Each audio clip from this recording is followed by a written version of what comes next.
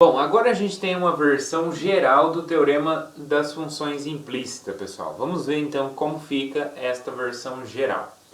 Então agora a versão geral, qual que é a ideia dela? Então a ideia, a gente estava trabalhando, no caso anterior, né, desse teorema, a gente trabalhou com f de x, y igual a zero, né? Então trabalhamos com duas variáveis, a variável x e y, né? Funções de duas variáveis. Agora vai ser no mesmo estilo. No entanto, o x vai ser uma variável do Rn, do Rm, e o y vai ser uma variável do Rm, tá? E aí a gente vai querer escrever essas variáveis y, tá? Então todas essas variáveis do Rn, vamos escrever como funções dessas variáveis do Rm, tá? Então é como se eu tivesse dimensões maiores, né, nas variáveis. Então eu teria uma função aí, não mais uma função da reta na reta, né, como a gente tinha antes, tá? No caso anterior. Agora a gente tem uma transformação do Rn para o Rm, tá? Na verdade do Rm para o Rn, tá? Então vamos ver como funciona formalmente. Então eu vou considerar A um subconjunto aberto do Rm, B um subconjunto aberto do Rn, tá? Então ambos subconjuntos abertos, a F uma transformação definida no produto cartesiano de A com B. Então você pegou um aberto do Rm, é como se eu tivesse no R2, ó.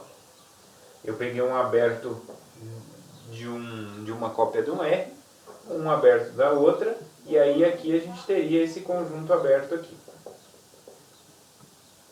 Tá? Teria esse conjunto aberto aqui, que é esse quadrado aqui, que é o cartesiano dos dois intervalos aqui, dos dois conjuntos abertos. A mesma coisa aqui, só que em vez de ser duas cópias da reta, é uma do Rm e a outra do Rn. Tá? Então esses dois abertos. Tá? É o cartesiano desses dois abertos. A função está definida. Chegando no Rn, né?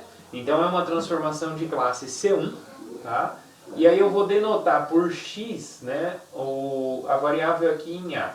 Né? Então ela, como A é um subconjunto do Rm, então x é uma variável de m coordenadas, tá bom? Então essa aqui é a variável do Rm, x é um ponto do Rm, então uma variável do Rm, e y é uma variável do Rn, tá? São os elementos de B.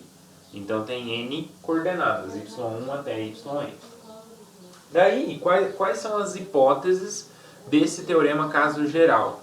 Então, vamos supor então que exista um ponto nesse cartesiano aqui, um ponto x0, y0, né, que satisfaz f deles é igual a zero. Só que, olha só pessoal, a hipótese é igual, né? Se existe um ponto onde a função zera. A hipótese é bem parecida, não é? No entanto, a gente tem mais detalhes aqui, ó.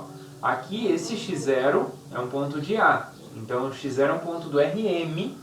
Y0 é um ponto de B, então é um ponto do Rn. Tá? Então, aqui é um ponto, x0, y0, não é um ponto do R2. É um ponto do Rm mais n. Tá? Então, somei as dimensões aqui, né? Que é onde mora esse cartesiano. Esse ponto aqui pertence a esse espaço. E é um ponto que anula a função. Então ela vai pegar, ser aplicada e vai dar zero. Esse zero aqui é o zero que a gente conhece da reta? Não. É o zero do Rn. Então tem n coordenadas iguais a zero. Tá? E que o determinante jacobiano, né? Então além dessa hipótese aqui de que existe esse ponto onde a função é zero e que o determinante jacobiano neste ponto x0, y0 seja diferente de zero. Mas qual é o determinante jacobiano agora? Então é o da f, né? Mas a f é uma função de várias coordenadas, não é mais uma função que chegava em r, né? No caso f igual a zero, que é o teorema anterior, a gente tinha que essa a f chegava em r, né? Então tinha retorno reais, né? Agora aqui não, aqui ela chega no Rn. Então para falar de determinante jacobiano, a gente precisa das funções coordenadas. Então vai ser o jacobiano da f1 até fn, que é toda a f, né? Todas as funções coordenadas. Em relação a quais variáveis? Olha só.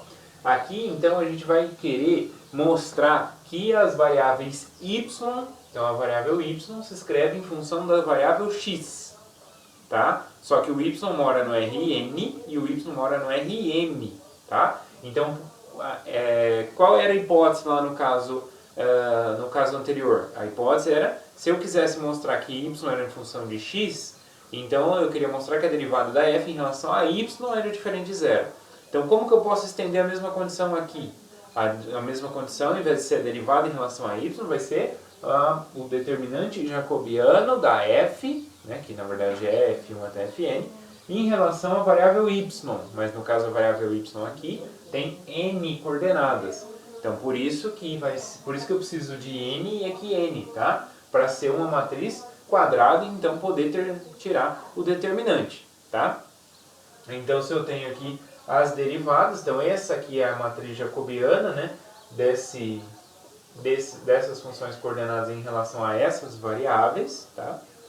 E aí calculo esse determinante. Se esse determinante é diferente de zero nesse ponto, x0, y0, pertencente a cartesiano B, então, se satisfaz isso, então vai existir um conjunto aberto dentro do A aqui, certo? Que a gente vai chamar de A', contendo o x0 e uma transformação de classe C1, né? Ó, note agora, a função, eu quero escrever o y como função de x, tá? Mas o x mora no Rm, né? Então vai existir um aberto aqui contendo esse x0, onde a função vai estar definida. Ela vai chegar no Rm, né? No Rn, que são n variáveis aqui, ó.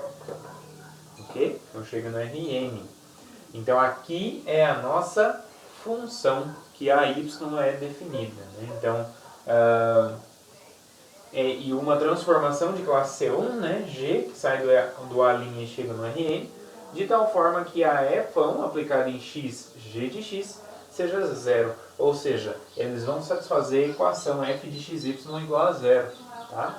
Então é igualzinho o caso anterior. A única diferença é o quê? É uma extensão. Aqui, esse teorema está estendendo para o caso quando essas variáveis, né, x e y, têm dimensões maiores. Né? Então eu estou com transformações aqui de espaços de dimensões maiores. Tá? Então só o cuidado aí que o contradomínio dessa f1, que dá a equação, tem que ser o mesmo número de variáveis da y, né, do y, né, para poder ter um determinante diferente, né, uma matriz quadrada, tá?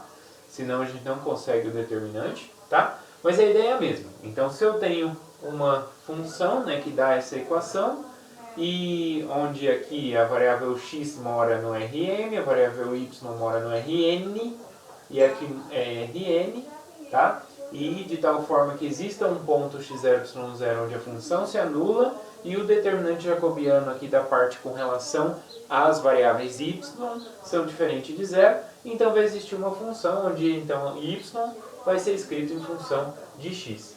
Né? Então esse y vem de y1 até yn até né, yn, então ele chega no Rn e sai de x1 até xn, então sai de um aberto do Rm, tá bom, pessoal? Então essa aqui é a ideia, tá? Então se eu tenho funções de mais variáveis, né? Então não é a derivada que eu vou olhar para ser diferente de zero. A gente vai ver o determinante jacobiano agora.